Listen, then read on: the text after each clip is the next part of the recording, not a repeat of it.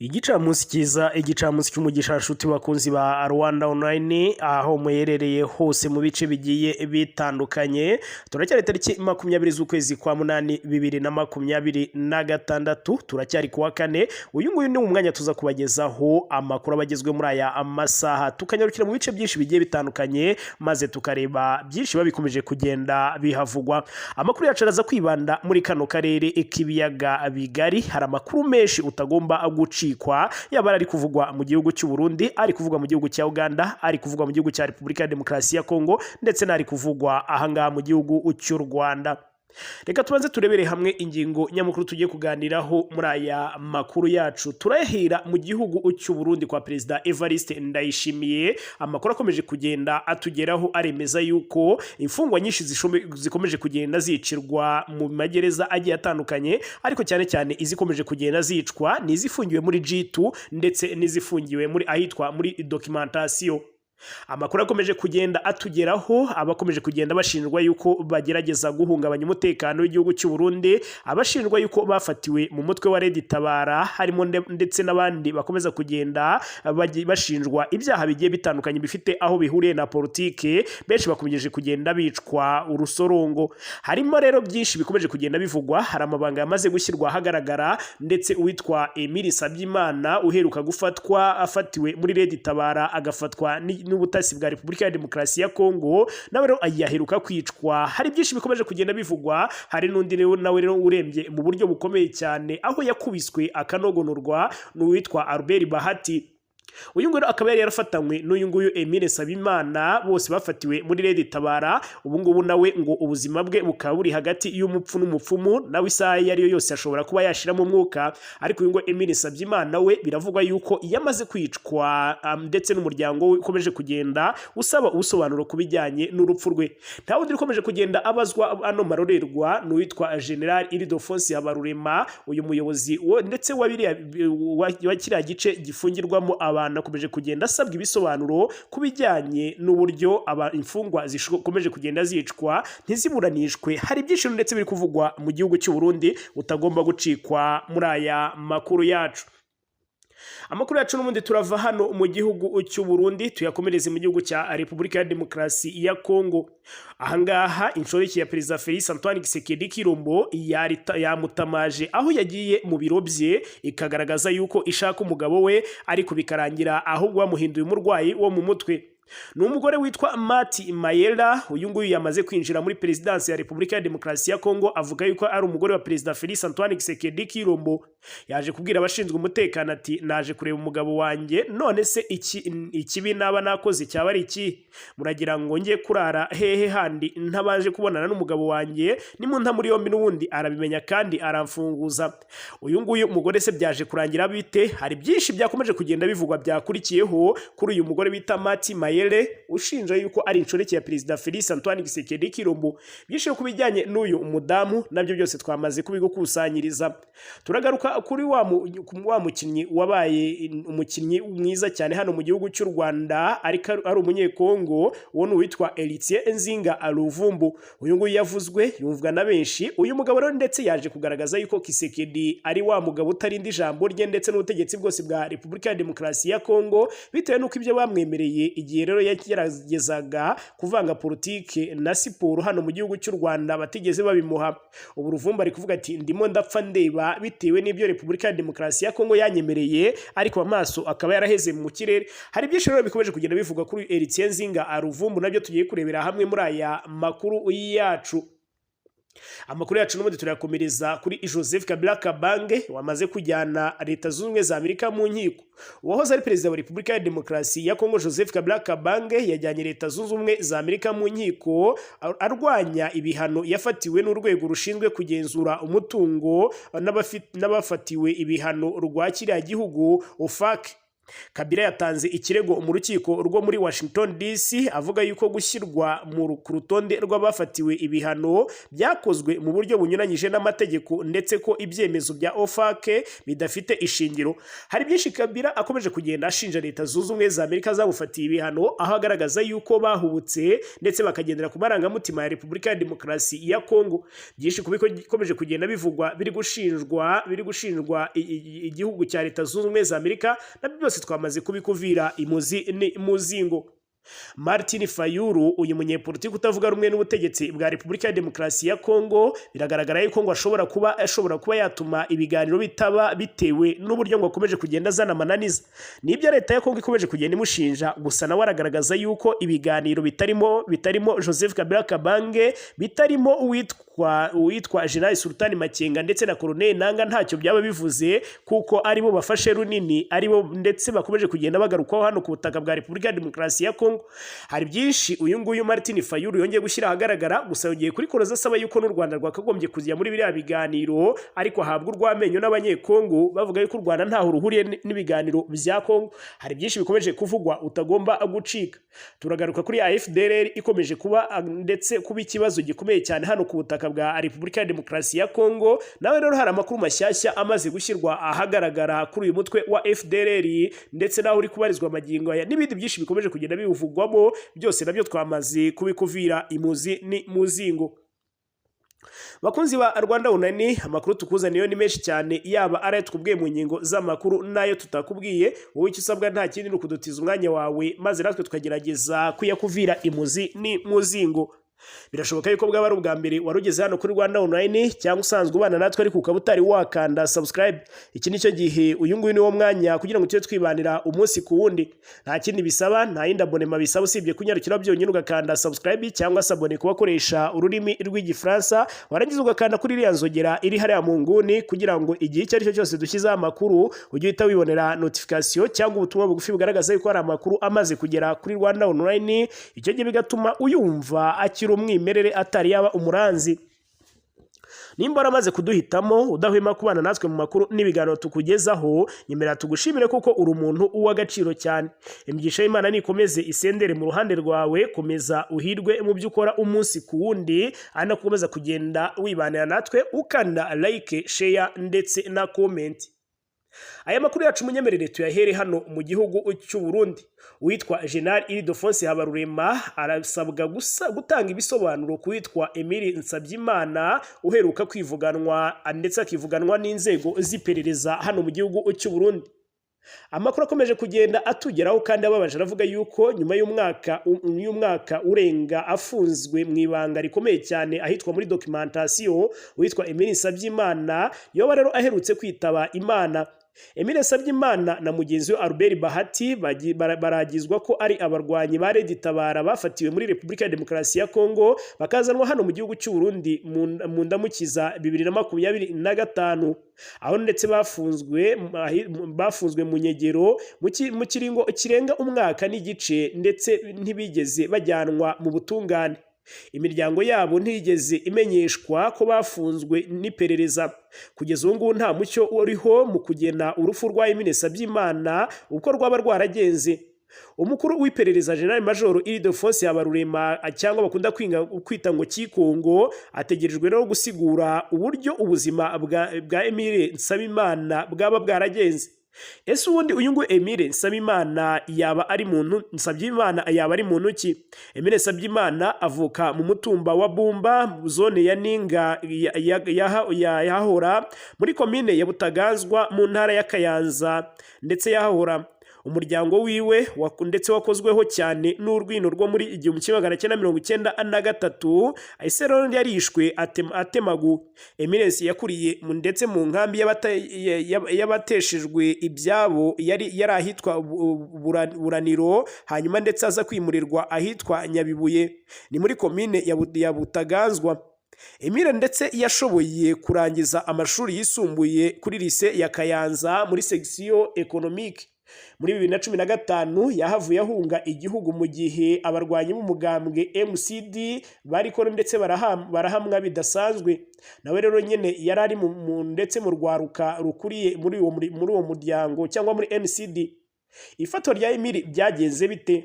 Amakuru dufite avuga yuko Emile Sabyimana na mugenzi we Albert Bahati bafashwe n'iperereza rya Repubulika ya Demokarasi ya Kongo mu kwezi kwa kane kwa 2025 ndetse rica ribashyikiriza iperereza ry'igisirikare cya G2 mu gihugu cy'u Burundi.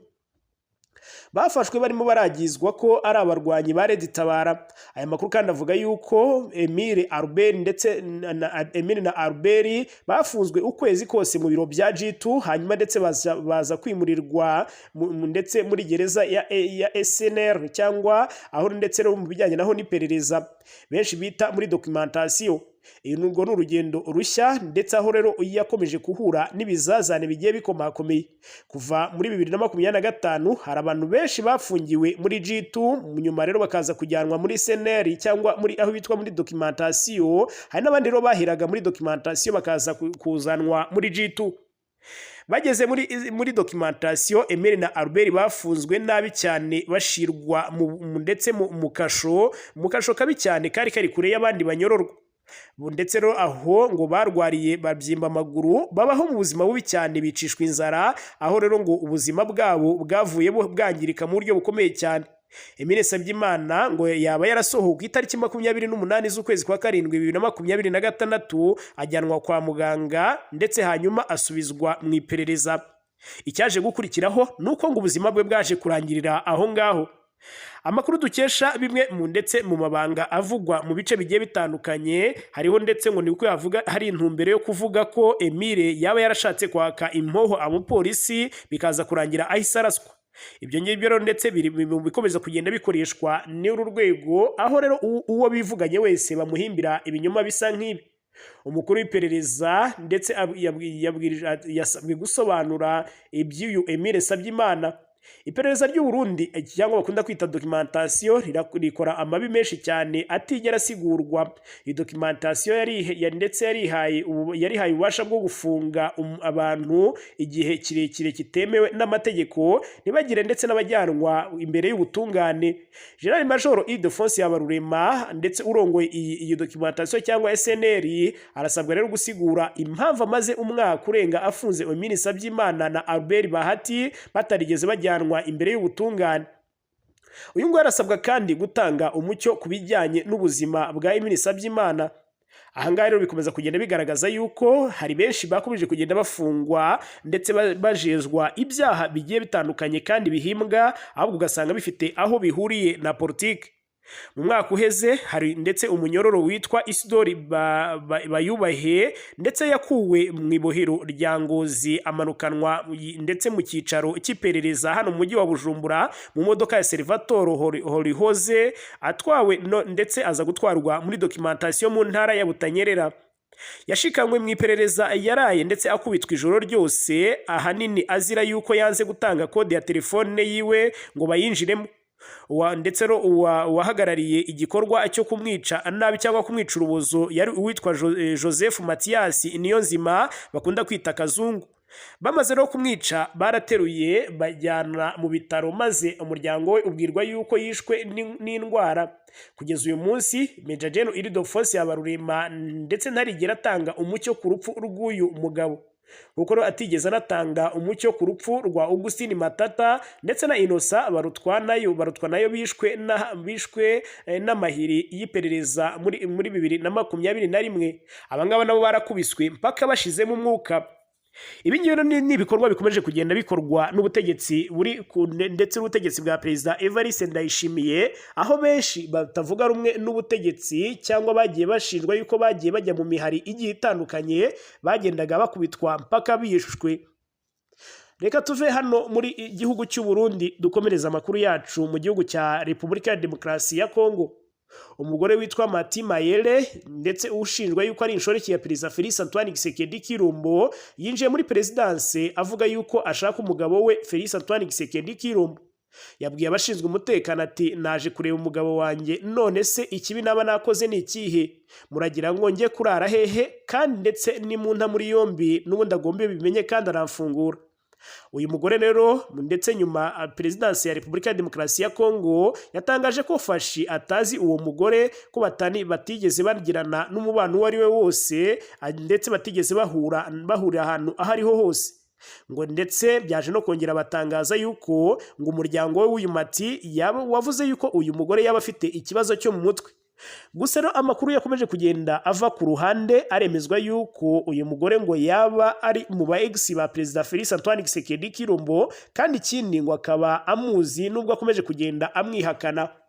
Gusa hari amakuru yandi akomeje kugenda atahurwa cyangwa ashakishwa ku bijyanye n'uyu mudamu ukomeje kugenda agaragaza yuko ari inshoreke ya Perezida Félix Antoine Tshisekedi Tshilombo. Reka dukomereze kuri wa munyekongo Heritier Nzinga Ruvumbu wakiniye ikipe ya Rayon Sport, yatangaje ko ababajwe cyane n'uburyo ubutegetsi bwa Repubulika ya Demokarasi ya Kongo bwamutereranye mu myaka 2 itambutse avuye mu gihugu cy'u Rwanda kubera igikorwa yakoze aho yavanze politike ndetse na siporo. Ruvumbu yavuye mu gihugu cy'u Rwanda muri Gashyantare 2024 nyuma rero y'impaka zakuriye ku mukino Rayon Sport yaratsizemo Polisi ibitego 2-1 ku itariki 11 Gashyantare uwo mwaka. Muri uwo mukino kandi uyu mukinnyi yatsinze igitego kuri kufra akishimira apfuka ikiganza ku munwa ndetse ikindi agitunga ku mutwe, ndetse aho yiganaga ikimenyetso cyari cyarakozwe n'abakinnyi b'ikipe y'igihugu ya Repubulika ya Demokarasi ya Kongo mu gikombe cya Afurika cya 2023 cyaberaga muri Cote d'Ivoire. Uku gupfuka ku munwa ni igikorwa cya politike cyari kimaze iminsi gikorwa n'abanyekongo hirya no hino mu rwego rwo kuyobya uburari ku bwicanyi nyakuri bwari bukomeje kugenda bukorerwa abavuga ururimi rw'Ikinyarwanda mu burasirazuba bwa Repubulika ya Demokarasi ya Kongo nk'uko byemejwe n'umuryango w'abibumbye. Nyuma y'uwo mukino kandi Rayon Sport yasohoye itangazo inenga imyitwarire ya Ruvumbu mu gihe ishyirahamwe ry'umupira w'amaguru mu Rwanda Ferwafa ryamuhagaritse amezi 6 mu bikorwa by'umupira w'amaguru ku butaka bw'u Rwanda kubera kuvanga siporo ndetse na politiki. Bidatinze Rayon Sport na Ruvumbu bemeranyije gusesa amasezerano. Uwo mukinnyi yahise ava hano mu gihugu cy'u Rwanda anyura i Goma mbere yo kujya i Kinshasa ku itariki 14 Gashyantare 2024. Akimara kugera ku kibuga cy'indege mpuzamahanga cya Njiri, Ruvumbu yakiriwe n'abayobozi bo muri Repubulika ya Demokarasi ya Kongo barimo François Claude Kabulo, Mwana Kabulo wari minisitiri wa siporo. Icyo gero igikorwa cye cyishimiwe cyane na benshi muri Repubulika ya Demokarasi ya Kongo, afatwa nk'umukinnyi w'intwari washyize imbere inyungu z'igihugu cye. Byageze naho Perezida Félix Antoine Tshisekedi Tshilombo agaragaza ko ikibazo cy'uyu mukinnyi akizi, ndetse hatangazwa ko hari n'umugambi wo kumwakira no kumuhemba kubera ibyo abayobozi ba Repubulika ya Demokarasi ya Kongo bitaga ubutwari yagaragaje. Nyuma y'imyaka 2 ariko Heritier Nzinga Ruvumbu aravuga yuko ibyo yari yejejwe byose byarangiriye aho ngaho mu magambo gusa, nta kintu na kimwe yigeze ahabwa. Ahangaha rero ati aheruka gutangaza agira ati kuva nagera hano i Kinshasa nta faranga na rimwe nigeze mpabwa, ndetse na gahunda yo guhura na Perezida Félix Antoine Tshisekedi Tshilombo wa Repubulika ya Demokarasi ya Kongo ntiyigeze ikorwa. Kuri live yakoreye kuri TikTok uyu mukinnyi yanagaragaje ko atazi niba koko hari ubufasha yaba yaragenewe n'umukuru w'igihugu, ariko ndetse bukaba bwararigishijwe n'abantu bamukikije. Yakomeje agira ati ndi hano naratereranywe cyane, ndi gupfa ndeba kandi ndi gupfa bucece. Nyuma yo kuva muri Rayon Sport, Ruvumbu yongeye gusubira muri AS Vita Club yari yarakiniye mbere muri Kamena 2024. Iyi kipe y'i Kinshasa yatangaje ko yamusinyishije amasezerano y'imyaka 2. Ruvumbu yari yarageze muri Rayon Sport bwa mbere muri 2020 aribwe avuye muri cyo yise ngo Youssoufia Berchid yo muri Maroc. Yaje kuyivamo ariko ayisubiramo muri Kanama 2023, ahabwa amasezerano y'umwaka umwe yari kumugeza mu mpeshyi za 2024. Gusa rero Tshisekedi asa nkaho ari umugabo utarigeze arinda ijambo rye. Perezida Félix Antoine Tshisekedi Tshilombo aho yari yagiranye ikiganiro n'abanyamakuru cyari kiganjemo ingingo zigaruka ku Rwanda, harimo kuvuga imyato yagaragaje ari kuvuga imyato Heritier Nzinga Ruvumbu wakoze ibihabanye n'amategeko ya ruhago, amwita intwari ikomeye cyane ya Repubulika ya Demokarasi ya Kongo. Ni ikiganiro cyabaye ku mugoroba wa tariki 22 Gashyantare 2024 mu mukino w'umunsi wa 20 wa shampiyona wari wabereye ku Kigali Pele Stadium, aho Ruvumbu nyine yagaragaje ibikorwa kitigeze igishimirwa muri siporo. ahangaha Kisekedi yavuze ko ibyakozwe na Etienne Nzinga Ruvumbu ari ubutwari, amushimira ndetse byimazeyo kandi anashishura ko yari afite intego zo kujyana n'abandi barimo Minisitiri wa Siporo ndetse n'imyidagaduro muri Repubulika ya Demokarasi ya Kongo François Claude Kabulo kumwakira, ariko bikaza kurangira inshingano nyinshi abafite zimwitambitse. Ahangaha yabivuze muri aya magambo: ngo nashakaga kumwakira mbere yuko njya Addis Abeba, ariko rero ntabwo byakunze, narabikurikiranye ubwo yazaga. Minisitiri wa Siporo ari ku kibuga cy'indege yarampamagaye, naramuvugishije, namushimira kandi musezeranya ko nzamwakira nkamuha icyubahiro mu izina ry'igihugu, ibyo arabizi. Ayo ni amagambo yivugiwe na Perezida Félix Antoine Tshisekedi Tshilombo, ariko amagambo yarangiriye aho ngaho gusa. Kisekedi kandi yavuze yuko yakoze ibishoboka byose ngo uyu rutahizamu yongere abone akazi. Ati nahamagaye perezida wa AS Vita Club inshuti yanjye magara Amadou Diaby ndetse umuvandimwe wanjye, ndamubwira nti perezida ntabwo rero nshaka gutekereza niba koko bisaba ko nishyura, niba ngombwa yuko nishyura ndishyura, niba bisaba yuko igihugu cyishyura nta kibazo, ariko rero uwo musore wabaye umusirikare w'agaciro k'igihugu cyacu akwiriye ko umwakira muri AS Vita Club. Ntabwo nzi niba koko umubare w'abakinnyi bawe waruzuye cyangwa se utuzuye, ariko rero ndetse ugomba kumufasha. Yarambwiye ati perezida Ruvumbu yahoze ari muri AS Vita Club kandi namaze no gufata umwanzuro ko nzamufata. Muri make rero ndetse ibijyanye no kuba yabona akazi nta kibazo rwose aragafite, twamwakira hano muri AS Vita Club. Yongeye ko rero mu minsi ya vuba azakira Ruvumbu akamuha ishimwe ndetse rimugenewe mu izina ry'igihugu. Gupfuka ku munwa ndetse n'igikorwa cya politike cyari kimaze iminsi gikorwa n'abanyekongo hirya no hino mu rwego rwo kuyobya uburari mu bwicanyi ndetse nyakuri bwari bukomeje kugenda bukorerwa hano ku butaka bwa Repubulika ya Demokarasi ya Kongo. Reka amakuru yacu tuyakomereze kuri Joseph Kabila Kabange wabaye perezida wa Repubulika Iharanira Demokarasi ya Kongo mu myaka igera kuri 18. Uyu nguyu wahoze ari perezida w'iki gihugu cya Repubulika ya Demokarasi ya Kongo, Joseph Kabila Kabange yajyanye Leta Zunze Ubumwe za Amerika mu nkiko, ndetse ararwanya ibihano yafatiwe n'urwego rushinzwe kugenzura umutungo ndetse wabafatiwe ibihano rwa kiriya gihugu OFAC. Kabila yatanze ikirego mu rukiko rwo muri Washington DC avuga yuko rero gushyirwa ku rutonde rw'abafatiwe ibihano byakozwe mu buryo bunyuranyije n'amategeko ndetse ko n'ibyemezo bya OFAC bidafite ishingiro. Ikirego kiro cyatangajwe ku itariki 15 Kanama 2026. Kabila yareze Amerika nyuma rero yuko kuwa 30 Mata 2026 Minisiteri y'Imari ya Amerika ibinyujije muri OFAC yamushyize ku rutonde rw'abafatiwe ibihano imushinja kuba yaragize uruhare mu bikorwa byo gushigikira umutwe wa AFC M23 birimo kuwuha inkunga y'amafaranga ndetse no gushaka kongera imbaraga z'uyu mutwe mu rwego rwa politike n'umutekano muri Repubulika ya Demokarasi ya Kongo. Minisiteri y'Imari ya Amerika kandi ivuga yuko kandi ko Kabila yashishikarije bamwe mu basirikare ba FARDC kuva mu ngabo za leta bakajya muri AFC M23 ndetse ko yanashatse gutegura ibitero byari buturuke hanze y'igihugu bikibasira FARDC mu burasirazuba bwa Kongo.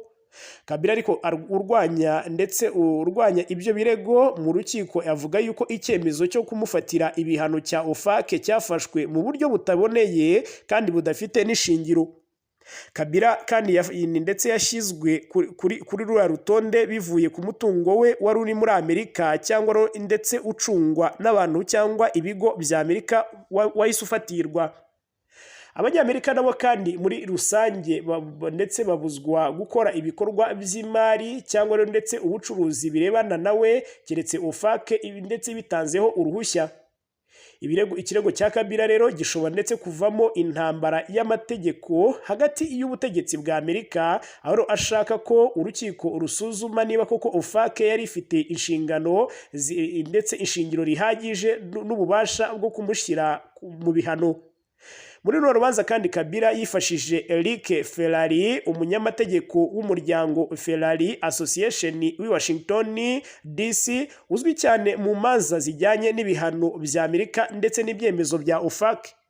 Ferrari afite uburambe bw'imyaka irenga 17 mu bijyanye n'amategeko y'ibihano by'ubukungu bya Amerika, kandi akunda guhagararira abantu rero ndetse n'ibigo bashaka kurwanya gushyirwa ku rutonde rwa OFAC cyangwa rero ndetse gusaba ko amazina yabo akurwaho. Ese Joseph Kabila Kabange azatsinda Leta Zunze Ubumwe za Amerika? Byose reka tubitege amaso tubitegereze. Amakuru yacu munyemere n'ubundi tuyakomereze ahangaha ku butaka bwa Repubulika ya Demokarasi ya Kongo. Umuyobozi w'ishyaka Engagement pour la Citoyenneté et le Développement ECD Martin Fayulu yongeye gutera intambwe ikomeye cyane mu bijyanye no gushaka umuti w'ikibazo cy'umutekano mukeya umaze imyaka myinshi cyane urangwa mu burasirazuba bwa Repubulika ya Demokarasi ya Kongo. Mu kiganiro yagiranye n'abanyamakuru i Paris kuri uyu ndetse ku munsi w'ejo, Martin Fayulu yavuze yuko ibiganiro bigomba rero kwitabirwa n'abakinnyi bose bafite uruhare mu kibazo cya Repubulika ya Demokarasi ya Kongo. Yasabye ko u Rwanda rwanagombye kugira uruhare muri biriya biganiro bigamije no gushaka amahoro arambye mu karere k'ibiyaga bigari. Martin Fayulu yagize ati M23 n'u Rwanda murabizi, ariko rero muri M23 harimo abanyekongo, ndetse mwabasha mute gukemura ikibazo mutaganiriye nabo?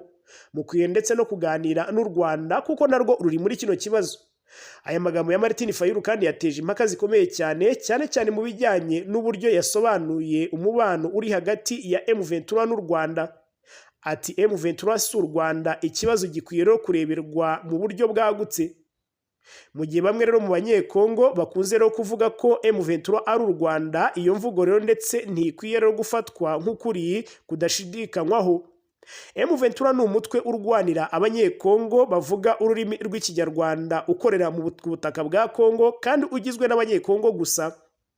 Martin Fayulu asanga gukemura ikibazo cy'intambara bisaba rero kuganira n'abafite uruhare muri icyo kibazo bose, ndetse kubashyira ku ruhande. Uyu munyepolitike kandi yongeye gushimangira ko Joseph Kabila na Colonel Nanga bakwiye rero kwitabira biriya biganiro by'igihugu ndetse byatangajwe na Perezida Félix Antoine Tshisekedi Tshilombo. Martin Fayulu yavuze yuko kuba aba bagabo bafite uruhare rukomeye cyane mu bibazo bya politike n'umutekano biri mu gihugu, ndetse ibingibi bituma ibiganiro bibahuje n'abandi banyekongo biba ari ingenzi cyane mu gushaka umuti urambye w'iki kibazo. Yifashishije umugani w'Abafaransa ugira uti L'origne sale se leve en famille, yasobanuye ko ibibazo by'imbere mu gihugu bikwiye rero kubanza gukemurwa n'abanyekongo ubwabo, cyangwa ngo umwambaro wanduye ufurirwa mu muryango. Kwanga rero ibiganiro bishobora ndetse kongera uburemere bw'intambara. Ikibazo gikomeye kiri imbere muri Repubulika ya Demokarasi ya Kongo ni ukumenya niba koko intambara ishobora kurangizwa n'imbaraga za gisirikare gusa, cyangwa koko niba ibiganiro bya politike bigomba kugira umwanya ukomeye. Kuba Kinshasa idashaka kuganira ndetse n'abahanganye nayo bishobora gukomeza gusunikira ikibazo mu ntambara, aho rero gushyira mu nzira ya politike. Iyo ntambara kandi ikomeje ndetse ikaba ikomeje, abapfa ni abanyekongo, abimurwa mu byabo ni abanyekongo, abahunga igihugu ni abanyekongo, naho ibikorwa remezo n'ubukungu byangirika bikaba ari iby'abanyekongo. Niyo mpamvu rero ikibazo cyakagombye rero ndetse kureberwa kure cyane y'amagambo y'ubushyamirane, ahubwo ndetse rero hakibandwa ku buryo bwo guhagarika imirwano ndetse no gushaka igisubizo kirambye hano mu burasirazuba bwa Repubulika ya Demokarasi ya Kongo. Ibi kandi rero ntibisobanura ko uruhare rw'ibihugu byo hanze rugomba rero kwirengagizwa, ahubwo rero ngo bisobanuye ko abanyekongo ubwabo bagomba rero kugira uruhare rukomeye cyane mu gukemura ibibazo byabo, mu gihe ndetse ibihugu n'imiryango mpuzamahanga bifite uruhare cyangwa inyungu muri kino kibazo bigomba rero gufasha mu nzira y'amahoro. U Rwanda narwo rugomba ngo kurebwa nk'umuturanyi si nk'umuti w'ibibazo bya Kongo. Ndetse mu biganiro bya Martin Fayulu, u Rwanda ngo rwasabwe kugira uruhare mu biganiro kubera umwanya rufite mu bibazo by'umutekano w'aka karere. Ibi rero ntibisobanuye ko ibirego bishinjwa u Rwanda bikwiye rero gufatwa nk'ukuri, cyangwa rero ko u Rwanda ari rwo rufite inshingano zose ku bibazo bya Kongo. ariko kandi rero mu gihe bamwe mu banyekongo bakomeza gushyira ibibazo byose bya Kongo ku Rwanda, u Rwanda narwo rukomeje kwibanda ku miyoborere, iterambere ry'ubukungu, ibikorwa remezo ndetse n'imibereho y'abaturage barwo. Ikibazo cy'intambara yo muri Repubulika ya Demokarasi ya Kongo nacyo ntigikwiye guhindurwa ikibazo cyo kwamagana abanyarwanda cyangwa igihugu cy'u Rwanda. Ese Kinshasa yiteguye gushyira ibiganiro imbere y'intambara? Icyo Martin Fayulu asaba ndetse ni ikibazo gikomeye kuri politiki ya Kinshasa. Niba intego ari amahoro, kuki abari ku ruhande rutavuga rumwe na leta batashyirwa ku meza y'ibiganiro? Nubwo rero ibiganiro ubwabyo bitahita bikemura ibibazo byose, bishobora ndetse no gutanga urubuga rwo kumenya impamvu buri ruhande rufata imyanzuro runaka, ibyo rusaba ndetse n'ibyo rwiteguye kwemera. Amakuru yacu munyemerere n'ubundi tuyasoreze kuri wa mutwe w'iterabwoba ukomeje nawo kugenda ubica bigacika no ku butaka bwa Repubulika ya Demokarasi ya Kongo. Hari amakuru akomeje kugenda tugeraho yemeza yuko FDLR ikomeje kugenda igaragaza yuko kuyisenya bigoye ku butaka bwa Repubulika ya Demokarasi ya Kongo, bitewe n'uburyo ikomeje gukorana bya hafi na leta ya Kinshasa ndetse n'igisirikare cya FARDC. Mu myaka irenga 20 ishize, ubutegetsi bwa Repubulika ya Demokarasi ya Kongo bwagaragarije umuryango mpuzamahanga ko bufite ubushake bwo gukemura ikibazo cy'uyu mutwe wa FDLR, ndetse butangaza gahunda zitandukanye zo kuwusenya ndetse abarwanyi babo bagasubiza mu buzima busanzwe, ariko ibi byose byarangiriye ku magambo.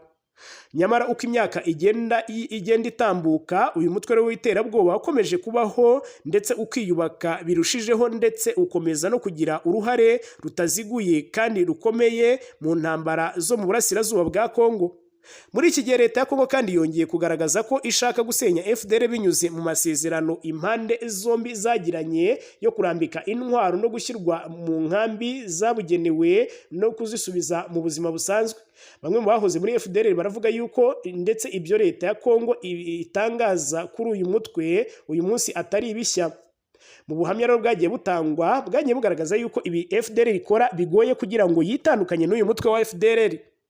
Ahangaha ndetse na leta ya Kinshasa, ikindi kandi gikomeje kugenda kigarukwaho nuko iyi FDLR mugero yaba isenywe mu buryo leta ya Kongo ibyifuza bitaba ari igisubizo, ahubwo byateza ikindi kibazo gikomeye cyane.